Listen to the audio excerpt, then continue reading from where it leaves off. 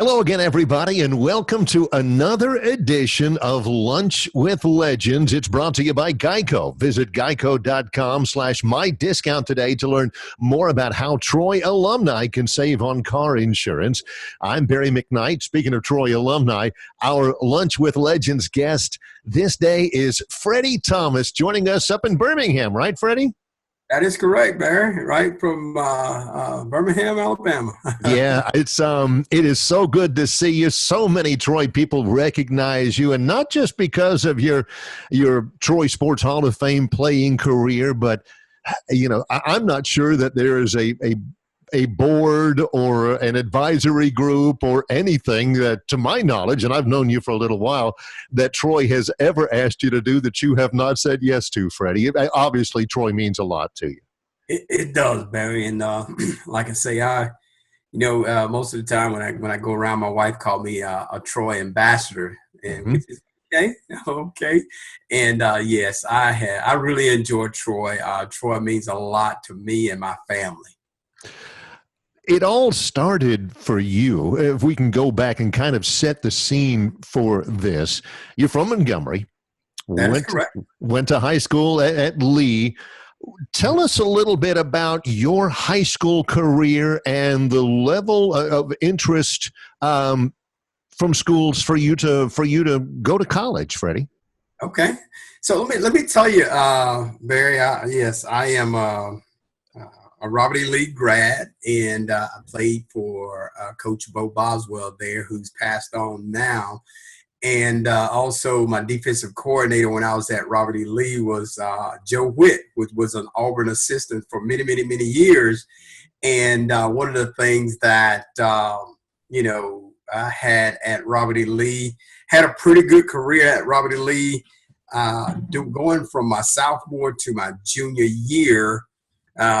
When spring practice, I actually tore my knee up, and at that particular time, I was being recruited, by a lot of SEC, ACC type schools, and back in 1981, when that accident actually occurred, it wasn't the type of surgeries that you can do nowadays and be back playing within a few weeks, few months.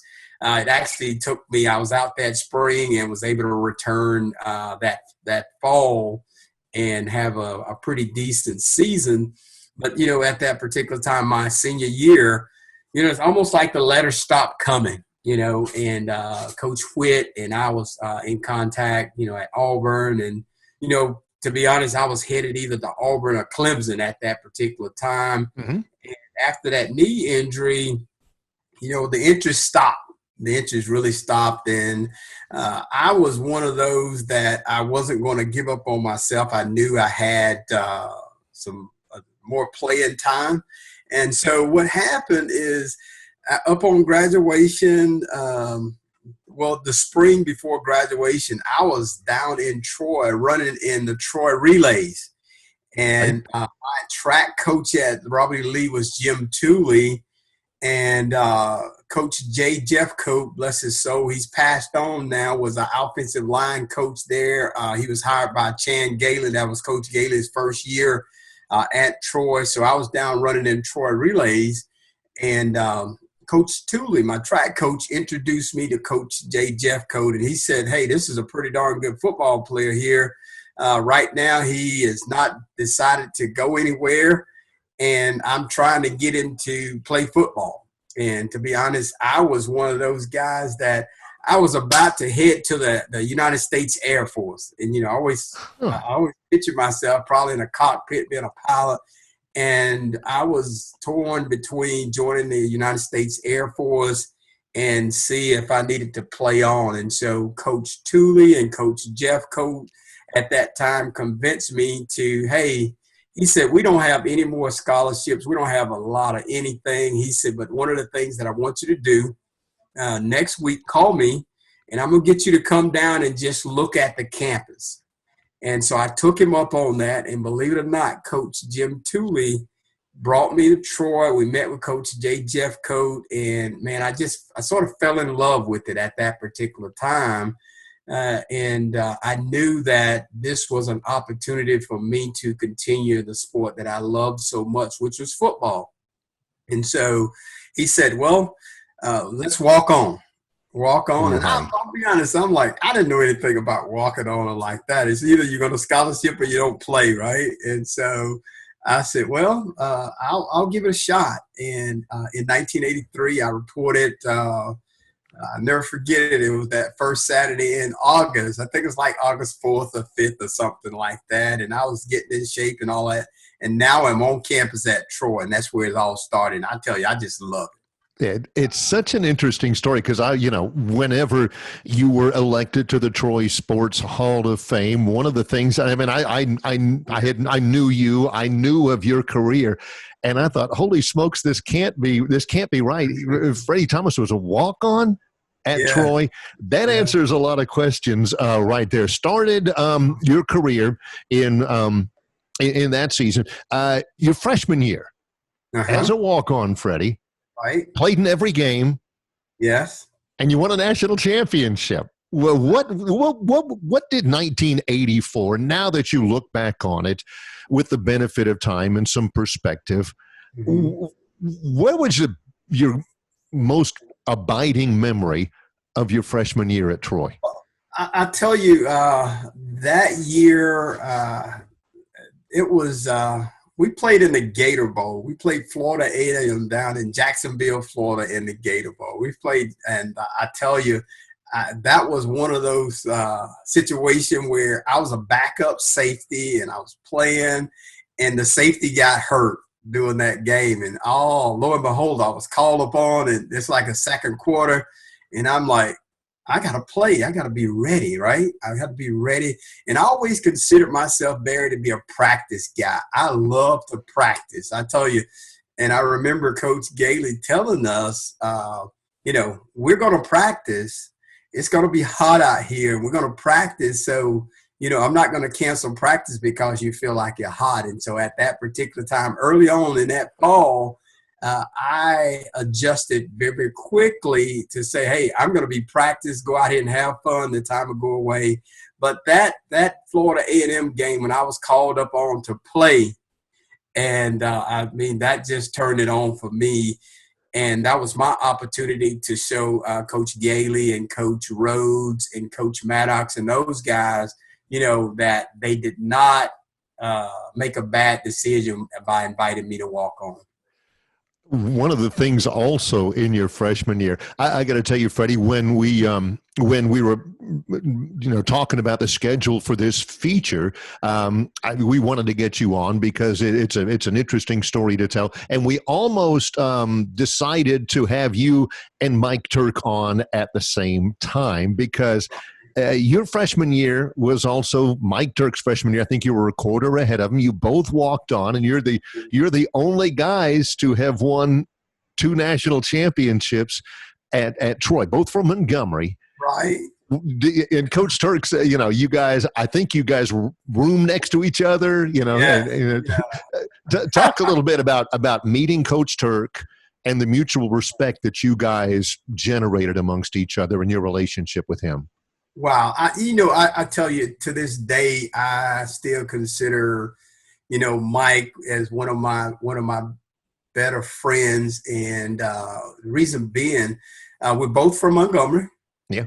And believe it or not, Barry, Mike went to Cloverdale Junior High School. Right. He went to Jefferson Davis High School. I went to Robert E. Lee. So we were rivals all the way from Little League football all the way up through high school.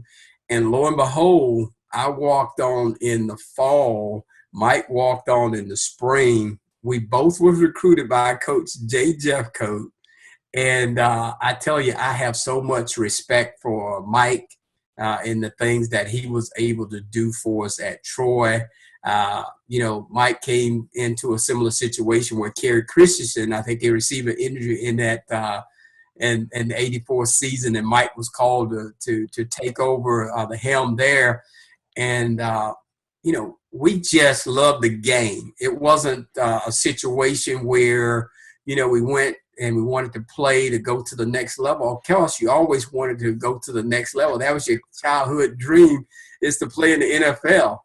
But in the midst of that, preparing with that, doing that 84 season, we just had a lot to play for, and we went out every day and worked very, very hard. And I tell you, nobody worked harder than Mike Turk on that offensive side of the ball. You know, he was, you can barely see him once he got up under center, but, you know, when he got up under there, you know, you mean business on that side.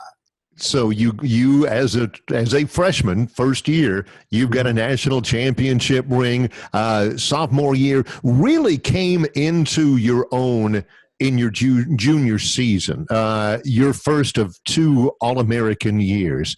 Can you give us a sense? Can you take us back to the start of your junior season when instead of like your freshman year where you were kind of thrown out there? Right. By the time you were a junior, you were an absolute team leader, and a lot's depending upon you at that point.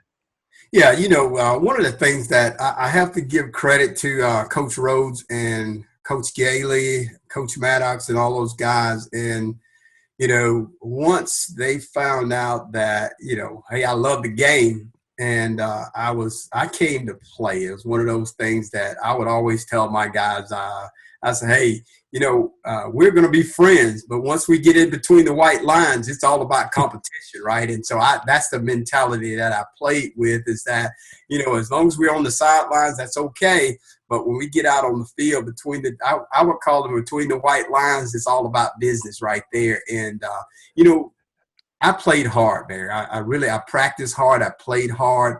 I studied a lot of film. I knew what to do. And one of the things that allowed me to play the game as I did was really my study of the game. I wanted to make sure that every game that we lined up, I knew exactly what the offensive side of the ball would do in certain formations. So I would go in the film room and spend hours. And it started my sophomore year, and it got even better my junior and my senior year, because I tell my son right now, who is a walk-on freshman at Troy, I would always say it wasn't a game that we played that I didn't know what to do, and that allowed me to play at top speed versus guessing about what was going on. And so during that junior year, I spent a lot of time in the film room. I wanted to make myself a student of the game so I could be prepared to, you know, play versus reacting. People don't necessarily give that aspect of it all a whole lot of credit. I want to go back to something you said earlier. We're talking here with Freddy Thomas, Troy Sports Hall of Fame class of 2015 on our Lunch with Legends. You mentioned, you know, that between the white lines, you know, it was all business at that point. In football, it's almost like a cliche when we can all think, or you read about guys or you hear about guys, and man, he is the nicest guy in the world, but once you got him on the football field, he'll knock your head off. You know, I can, you know, you read about that all the time. Freddie, people said that about you, man. Freddie would do absolutely anything for you, but on the football field, he would knock you into next week. Agree, disagree, Freddie? Yeah, that's what I meant by when we were between the white line, it's all about business, right? And so I always said I worked hard and I played hard, right? Mm-hmm. The motto that I challenge myself with is that when you are on the field, give it 100%. Give it 100%. You're either out there for business, or, you know, we had a saying, you're either here for business or you have no business here, right? And I love it. We really go through that and understand that was the way that we played ball. You have to play hard and you have to play smart every down. Let's talk about this. Let's talk about All-American, your junior year. Team went 10-2. You had 6 interceptions that year. Then you come into your senior season. And an All-American, then you and Turk were team captains in your senior year. Obviously different coaches, but how much different was the 87 championship and attaining that than the 84 title? Well, you know, I look at that, and that's a great question. So you look at the 84 team, you know, you look at, I was a contributor, right? Mm-hmm. I was a contributor. And then you look at the '87 team. You know, I'm a leader. I would always take the responsibility. This is our team, and I'll tell you, that year started off a little shaky. You know, we went out to Southeast Missouri, Cape Girardeau, Missouri, and we lost the game. I think it was 18-17. The next game, we went to Thibodaux, Louisiana, Nicholls State, and I think we tied that game. Or they came to us, they tied it. And I never forget that Monday going into the locker room, and we just asked the coaches to leave out.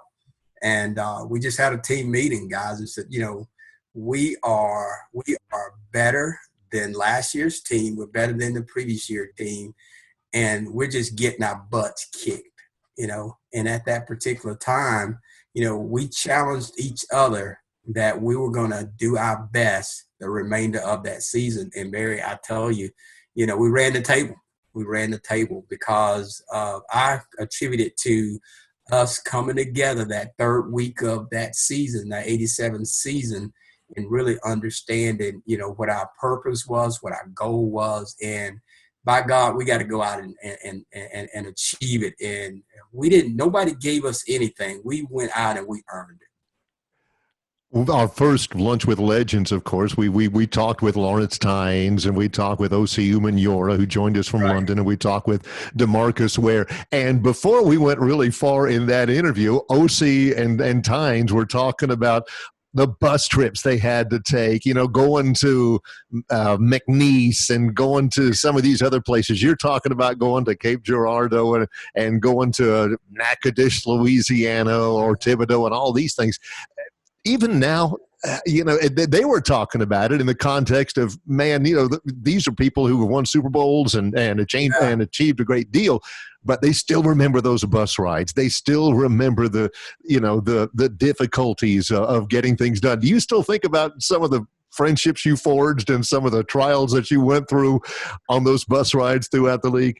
Yes, absolutely. You know, right now when we come back, you know, guys are on campus, we talk about that stuff. And I tell you, you know, you look at the travel mode nowadays versus when we were playing, you know, we had to grab a bus, and we, you know, that Cape Girardeau, Missouri trip was a long trip. And to lose, it was even longer coming back. And you would get back like 3-4 o'clock in the morning, and then you got to get ready to do this stuff all over again, you know. And nowadays, you know, you go to Montgomery, you hock a flight, and you're there within a couple of hours, and you just have that. But that's okay, and I really appreciate the university having achieved that status, because I look at it and I always say, it was the success of our years that put the university in a position from a football standpoint to do some of the things that they're doing today. And I tell you, I love it. And being back on campus a lot of times, you know, Doug Mims, who's a good friend of mine, I still keep in touch with him. He always say, man, you know, wow, look at these guys. You know, you can go to the sideline and get a pair of shoes out of this Foot Locker. And we had to, you know, sometimes we had to play in our practice shoes and game shoes for the same shoes. And you can sit back and laugh about that stuff now. But, you know, those are memories, Barry, that will follow me for the rest of my life. And I tell you, those days at Troy really meant a lot to all of us. And, you know, to be back on campus to see what these guys are doing now is just phenomenal. I remember, Freddie, back in 2017, when you had the reunion of the '87 championship team. A lot of those guys you hadn't seen in a good long while. A lot of those guys hadn't been on campus in a good long while. And I have not just the football stadium, not just the locker room and the weight room and things like that, but my gosh, the whole campus has totally transformed. You've been very active in a lot. I know it was a real source of pride for you to see the wide eyes of some of your old teammates who remember back in the old days when you know, it was a lot different back then. Just gauge the campus as a whole, you know, from your time as an undergraduate at Troy to what you see, and, you know, your kids go or have gone to school here, you've sent your kids here, to what they have as far as a campus experience at Troy. Wow, Barry. When I was there, probably the largest dorm on campus was Alumni Hall. Hmm. And that's where all the athletes and most of the male students stayed. We were in Alumni Hall, and we walk across campus. You go to the Adams Center, which is now the Trojan Center.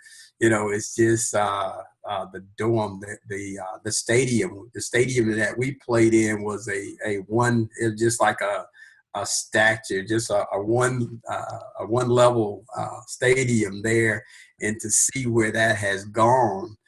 And one of the things that I always said, is that we didn't play on that surface. We didn't play in that arena, but we played in the same space. And that makes you proud to see where the stadium has gone. And not so much the stadium, it's just the buildings and the growth that has taken on at Troy makes me proud to be an alumni there. And as you said, one thing about it that I like about Troy, Barry, is that, I met my wife there. Right. We've been 30 years here this year. Congratulations. Yeah, thank you. Our daughter, she is a Troy grad. Hmm. We have a son that's a senior, and then we have a son that's a freshman, just finished his freshman year at Troy. And so Troy means a lot to me, my wife, and our children because, it has afforded us an opportunity, my wife and I, to be successful. And our children, I remember our children, our daughter was like 5 months when she attended her first Troy football game. And our middle son, Jonah, was like 3 months. And then Jada was like 7 months. And, they've been going ever since. And we are just proud to be a Troy family. I know that you are, and Troy is proud of you. Let's talk a little bit more about children. Yeah, we're going to get into what you've been doing professionally, but I looked it up. You have been working with young people, mentoring young people, coaching young people, overseeing youth groups for a generation now, Freddie. And I guess the easy way to ask this question is, how come? Uh, I like helping people, Barry. I like developing people. I like helping people, and I look at myself. I have a coach that I stayed. My junior high school coach in Montgomery. His name is Chris Thomas. He took me under his wing early on when I'm my eighth grade football year, and believe it or not, today he and I still talk. And he took a lot of time with me to develop. He would always say, "Hey, Freddy Thomas, I see something in you, boy. I see something in you. I see something."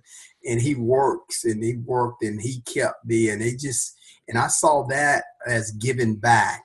And he not only gave to me athletically, he taught me how to swim. He taught me WSI. I got my water safety instructor. I became a lifeguard under his tutelage, and that actually allowed me or gave me the first opportunity to see how you can give back to young men. And that's where I started.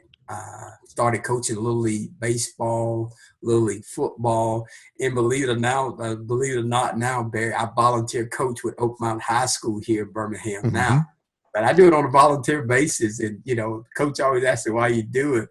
So I actually commute from Birmingham to Talladega at Right. Honda for 1 hour one way, and then I go out and volunteer football for another couple of hours, and I get home like 6, 7 o'clock at night during the season. And it's because of giving back to those young men and to see them. I see them in the community, and they say, "Hey, Coach Freddie, how you doing?" It makes me feel very well that I was able to give back not only to those kids, but also allow my boys and my daughter to experience some of that interaction there. A lot of times you say, "Well, I don't spend as much time with mine as I need to," or what have you. Mm-hmm. But they were a part of that group, and what allowed me to offer that to not only them, but a whole group of boys and girls during my time. That is a wonderful story. You also, in your business career, you supervise people, you work with people with Honda in your business career, and you've been very successful at it up there. Freddie is, of course, in Birmingham. How much of what you learned and what was reinforced at Troy during your undergraduate years still comes into play in your professional life, Freddie? Yeah, and it's good. Let me tell you, Nick Severa. You know Nick Severa. Certainly. Nick Severa was my business law teacher at Troy, and he and I still have a relationship with him now. Uh-huh. Relates to, that part of it. Mm-hmm. I'll let you get that. Yeah, I apologize. That's okay. But yeah, Nick Severa was one of those guys that really asked us to work hard. And my undergrad is in business management. Mm-hmm. And he sort of took me on this wing. He pushed, and he said, work hard, work hard. And, that not only was in the classroom, but outside of the classroom. And that allowed me to propel myself into understanding, growing up, going to Troy, understanding that I always, my goal was to, hey, you got to be business management was my style. And I actually settled into the human resources side of it where, you're helping people. And that started at Troy with Nick Severa and some others, Dr. Williams, Dr. Kane, a lot of instructors there that took me under their wing and said, hey, go, and this is what you do. You share, you develop. And I just took that on in my day-to-day career today. I have a team of 5 people, and I'm still developing. I always say, hey, go out and try. You never learn unless you fail. Don't be afraid to fail. The one thing that you want to do, if you fall down, you're able to pick yourself up and continue to drive. And so Troy taught me that. Like I say, Nick Severa is one of those guys that I do. And then in the community, you have Wiley Locklear. He was CEO of Henderson Black and Green down there when I was at Troy. Those guys that I saw when I was on campus, now when I go back to games, we still talk. And, I'm an adult. And we always talk about those days at Troy. And, it means a lot to me. And for you and I to be sitting here and talking about it, it just brings back the memories of the days that I spent on Troy's campus. And, this means a lot to me, and to be going and talking with you about these activities here. Well, yeah, for anybody who ever sees Freddie in a social environment or a business environment, whatever, it doesn't take long for people to realize that sometimes he's introduced, hey, I'm Freddy Thomas. I'm from Troy. And there's a lot of pride involved in that. Let me ask you one more question. We've taken up a good bit of your time, and we do appreciate it, Freddie. Your 1984 national championship ring. Mm-hmm. You got it? I got it. Didn't have it for a while, did you? I didn't, Barry. I did not have it for it was the 87 ring. I didn't have it for a while, and boy, I tell you, you bring it up, and it was a unique story. And I'll share it with you there. I was in a good friend of mine, Tommy Dugash, who was he's a Troy grad as well. I was in Tommy's wedding in Lakeland, Florida. Okay. And so in March, we had just had our athletic banquet. Tommy got married in June, and we had our rings, and we were at the hotel, and we went for a swim. And those little pockets that you have on in your trunks there. Mm-hmm. I remember my ring coming off, going in. Well, I thought I put it in the trunks, and doing that swim, somehow it worked its way out, and I lost that ring. And it's 25 years later, that ring showed up, and it was in, I think it was Kentucky. Right.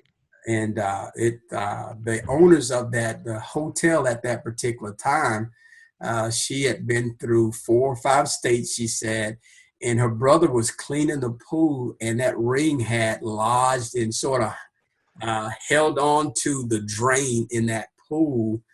And she just said she attempted several times to contact the university, but just didn't get around to it. Right. And that last move that she was about to make, she contacted, somehow they found out that I worked at Honda.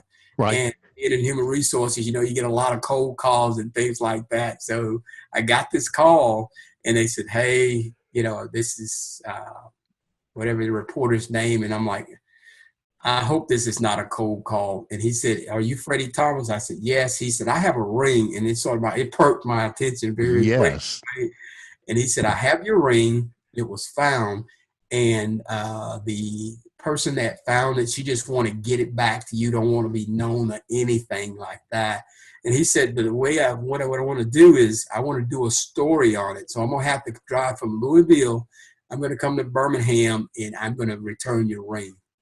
And Barry, I tell you, man, it just almost tear up now to see that ring was 25 years later. Right. Returned to me, and it's in my jewelry box now. I don't wear it. Well, you know, one of the things it was a great opportunity to be reunited with that ring. Well, he is one of only 2 men in Troy football history to have won 2 national championship rings. The other one was Mike Turk. Freddie, this has been so much fun. Our Lunch with Legends brought to you by GEICO. Visit geico.com/mydiscount today to learn about how Troy alumni can save on car insurance. Our feature is 2-time Troy All-American, 2-time national champion Freddy Thomas. Freddie, thanks so much. Thank you, Barry, for having me. I really enjoyed it.